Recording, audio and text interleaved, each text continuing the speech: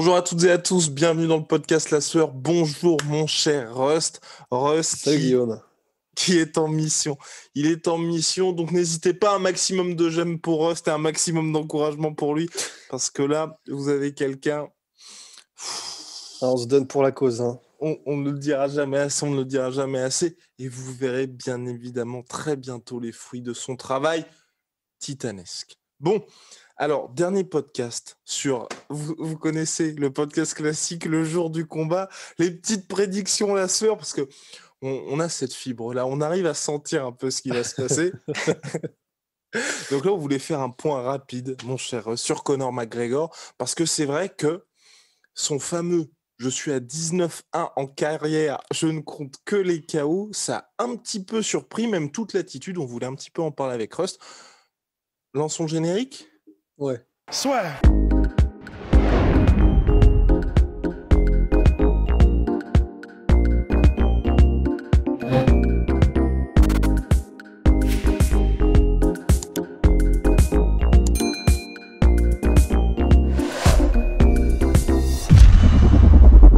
L'UFC 264, juste avant de démarrer, donc est diffusé sur RMC Sport à partir de 4h du matin.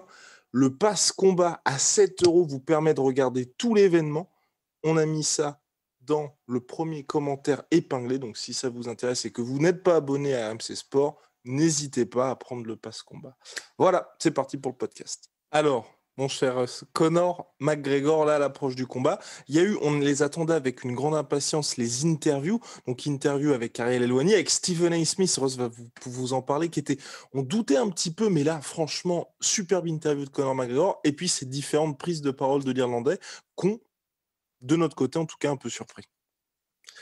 Ouais, clairement surpris parce que on sait jamais avec Connor ce qui est de l'ordre de ce qu'il veut nous montrer et ce qu'il pense vraiment, évidemment, parce qu'il y a toute sa partie marketing qui a fait son succès. Mais le truc, c'est que la partie marketing qui a fait son succès, ça partait toujours de quelque chose qui avait l'air, tu vois, c'est un peu quand il faisait du trash talk, tu avais vraiment l'impression que il était possédé par son propre trash talk, il le pensait vraiment, tu vois. Quand il disait à propos de Dustin ou à propos de Connor en featherweight qu'il va les envoyer en quelques secondes, en un round, en machin, ben, tu avais vraiment cette impression qu'il était possédé complètement, mais qu'il le pensait réellement et que du coup, derrière, il y avait le travail qui allait, tu vois. Et on le sait parce que son entraîneur disait, John Kavanagh, qu'il était complètement à 1000% dans sa vie investi dans la MMA, qu'il ne pensait qu'à ça, qu'à ça, qu'à ça. Et donc, ça veut dire que j'ai l'impression on peut déduire un petit peu effectivement de son trash talk, son, comment dire, sa véritable manière d'être en fait. Et là, de ce qu'on a vu de ces derniers jours, bah, il a l'air complètement bercé d'illusions en fait. Il a l'air d'être et je crois que Dustin a raison. Il essaye de lui-même se hyper en fait. Il essaye de lui-même se convaincre que il est là, que ça y est, que c'est le bad boy est de retour, que ça va envoyer, etc. Mais on a l'impression que c'est forcé un peu. Et du coup, moi, ça me dérange un petit peu. J'espère qu'on se trompe. On s'est souvent trompé. Ce serait pas grave. Mais j'espère qu'on se trompe. Mais là, j'ai vraiment une sale impression ben, c'est Connor qui essaye de faire du Connor, qui essaye de montrer qu'il est là, que le trash talk, que machin, que tu vois en anglais, que he's the man, que c'est lui l'homme de la situation, etc. Mais j'ai une impression un petit peu ben, ça ne marche plus. Donc, et oui, effectivement, je finirai juste là-dessus, mais l'interview de Stephen A. Smith, alors on s'est beaucoup moqué et à raison de Stephen A. Smith pour ses précédentes sorties. Là, pour le coup, j'ai trouvé que c'était une des meilleures interviews qui est sortie de la semaine par Stephen A. Ouais. Smith. Comme tu l'as dit toi-même, et je trouvais que c'était très juste ce que tu as dit, ben, il est interviewé par quelqu'un qui est encore plus grand que lui en termes comment dire, d'assises dans les médias, parce que Stephen A. Smith, lui aussi, il est dizaines de millionnaires chaque année juste en étant journaliste. Lui aussi, il fait partie de NBA, des meubles, etc. C'est une légende dans le domaine, disons, du média sportif. Donc en fait, Stephen A. Smith n'a pas hésité à poser les questions qui font mal, et il l'a posé cash. Et ça a rendu l'interview extrêmement intéressante, parce qu'en plus, il posait les questions du point de vue de quelqu'un qui n'est pas un aficionado du sport. Et donc, j'ai vraiment trouvé que c'était très intéressant. Donc voilà, c'est pour ça que je suis un peu inquiet pour Connor, c'est que j'ai l'impression qu'on a une version de Connor qui n'est plus là, mais qui veut faire croire que. Ouais, exactement. Mais c'est surtout, moi, pour le coup, hein, ce fameux 19A en carré, I Mais only count oui, knockouts, où Max Holloway a répondu, donc qui était présent donc, dans le show de l'UFC pendant les pesées. Max Holloway fait plus que Connor compte que les KO. Bah, ils sont tous les deux à 1-1, une défaite par KO chacun. Moi, j'ai perdu contre Connor, j'ai perdu contre Poirier, 2 fois par décision, 1 fois par soumission. Donc finalement, qui est le meilleur de nous trois? Bah, je vous laisse deviner.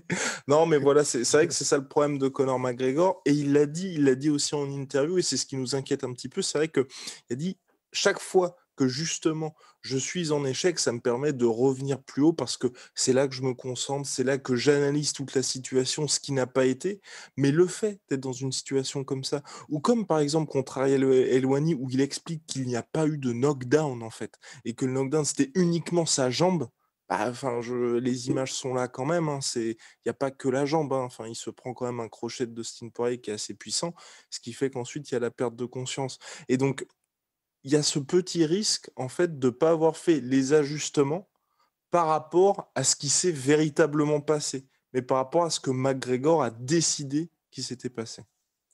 mais c'est ça qui est vraiment le plus flippant, c'est que et moi, c'est ça qui me met mal à l'aise, en fait. C'est-à-dire que le fait que son trash talk soit plus à la hauteur, ne fait que ça, on pourrait en avoir, entre guillemets, «rien à carrer», c'est-à-dire que c'est juste au niveau des ventes que ça ferait peut-être un peu d'impact et cetera.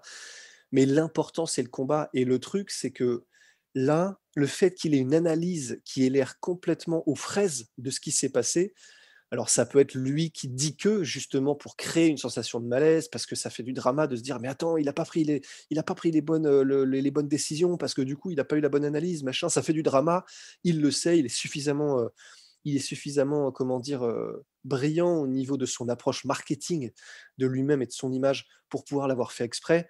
Mais si c'est vrai et si c'est ça qu'il retire de son combat, le second avec Dustin Poirier, le fait que, en fait, un, il n'était pas vraiment en danger, 2, comme il l'a dit au cours des conférences de presse, comment dire, il était KO debout Dustin, et c'est simplement qu'il a eu de la chance avec, les low kicks et cetera. C'est là, par contre, évidemment, si c'était sa véritable analyse du combat, ce serait d'une stupidité sans nom.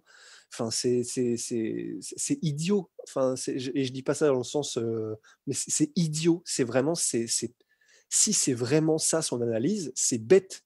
Enfin, je sais pas comment dire, tu vois, mais et donc à partir de là, effectivement, si les ajustements qu'il a fait, c'est en fonction de cette analyse-là, bah là, il est dans la merde, quoi. Ça risque d'être très compliqué, mon cher Rust. Dernier point, bien évidemment, du trash talking de Connor, c'est que là, ça y est, il a envie de tuer Dustin Poirier. Il l'a dit à plusieurs reprises. Ça a commencé par il sort sur civière. C'est terminé par je ne vois qu'un corps, je ne vois qu'un cadavre.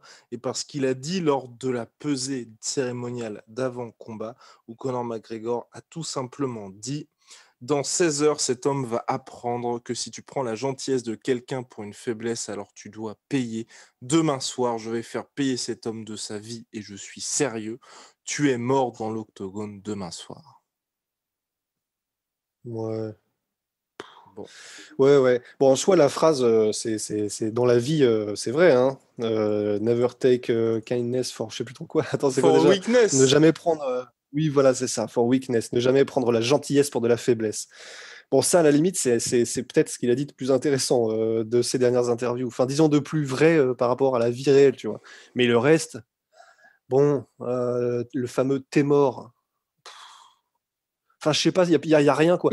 Pour moi, ça fait vraiment écho à ce qu'on a vu dans la conférence de presse, c'est-à-dire que la conférence de presse, c'était que des punchlines qui sonnaient faux, c'était que des punchlines où on avait vraiment l'impression que c'était quelqu'un qui essaye de faire du Connor, il n'y avait pas d'esprit, il y avait rien. Et au final, j'ai même trouvé que c'est Dustin Poirier qui avait les meilleurs one-liners avec le fameux It's not McGregor fast, it's McGregor sleep. Et en plus de Et ça, et en plus, il a fait les deux d'affilée avec celle juste avant, et où le journaliste lui pose la question: mais alors, comment ça se fait, Connor, que tu changé autant d'un combat sur l'autre? Et la Dustin qui intervient: bah, parce qu'il s'est fait démonter, quoi. Non, c'était magnifique. Honnêtement, c'était magnifique. Mais donc, tout ça pour dire que oui, effectivement, ça, peut-être qu'on se trompe. Et tu vois, ce qui serait vraiment intéressant, c'est que McGregor offre une magnifique prestation, une espèce Ouais. de truc, mais à la Eddie Alvarez qui nous surprenne tous, que ce soit somptueux. Et là, honnêtement, on serait dans l'embarras, tu vois. Toi Mhm. comme moi, je pense qu'on saurait même plus comment se placer C'est parce que clair. c'est-à-dire que le mec serait Mais d'un autre côté, on serait imprévisible. content. Enfin, on D'un serait autre content. côté, on serait content. D'un autre côté, ce serait pas le même mental, mon cher Rust. Mais moi, le seul truc qui me rassure un petit peu avec Connor, c'est qu'il n'est pas fake dans son approche. Il n'est pas fake parce que les images sont sorties dans l'embedded de l'UFC. En backstage de la pesée officielle, il y a cette altercation avec Rafael Dos Anjos, qui n'est pas sans rappeler l'altercation avec Tyron Woodley de l'UFC 205. Et donc là, ce que ça veut dire tout simplement, c'est que quand il n'y a pas les caméras, quand il n'y a pas les interviews, il a toujours cette même animosité qui l'anime véritablement lors de cette Fight Week. Donc on peut quand même se rassurer pour se dire que là, peut-être tout l'état d'esprit de Connor qui peut paraître un petit peu forcé, je pense qu'il force un petit peu, mais il est vraiment animé d'un truc qu'il avait peut-être pas depuis novembre 2016.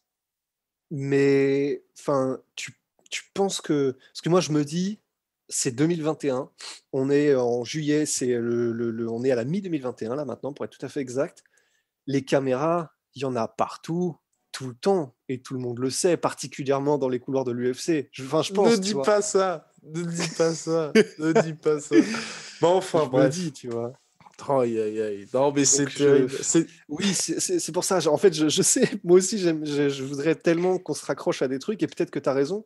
Mais là, particulièrement, je me dis, où qu'il soit dans les couloirs de l'UFC, de l'Apex, il y a toujours un petit téléphone qui traîne, il y a toujours un truc qui va terminer sur les réseaux. Et je me dis, Connor le sait mieux que personne, tu vois. Bon, bref, en tout cas, on espère qu'il a fait les ajustements, Désolé. que tout ce qu'il raconte, ce n'est que pour le jeu médiatique, bien évidemment. Big shout out à Tsume Art, qui est proud Ouais. sponsor du podcast La Sueur. Il y a le Saitama qui est de l'autre côté. Et il est monstrueux, parce que en fait, moi, Il est monstrueux, exactement. je pensais pas, par le post qu'on a fait sur les réseaux sociaux, je pensais pas qu'il était aussi énorme, mais il est aussi gros que le Broly, en fait, qui est derrière. Exactement, mais en fait, il paraît pas aussi énorme, tout simplement parce que je suis à côté, donc Oui, parce que t'es forcément. monstrueux. Ouais. Exactement. Donc, Saitama big, IRL. Ouais. big shout out à My Sweet Protein, big shout out également à Venom, vous connaissez. Et bien évidemment, il y a Ben pour cette soirée exceptionnelle Ah, de il est là, l'UFC. il est là, Il il est est là de là. l'UFC 264 et il me dit Guillaume, mais oui, n'hésitez pas à nous mettre un petit like si la vidéo nous a plu, à commenter avec votre pronostic, l'ultime pronostic avant Ouais. le gros choc et à vous abonner, ça fait toujours plaisir. Mon cher Rust, bah, bon repos, bonne journée. Et puis, on se retrouve très très vite pour de nouvelles aventures. J'espère bien. Allez, à toutes.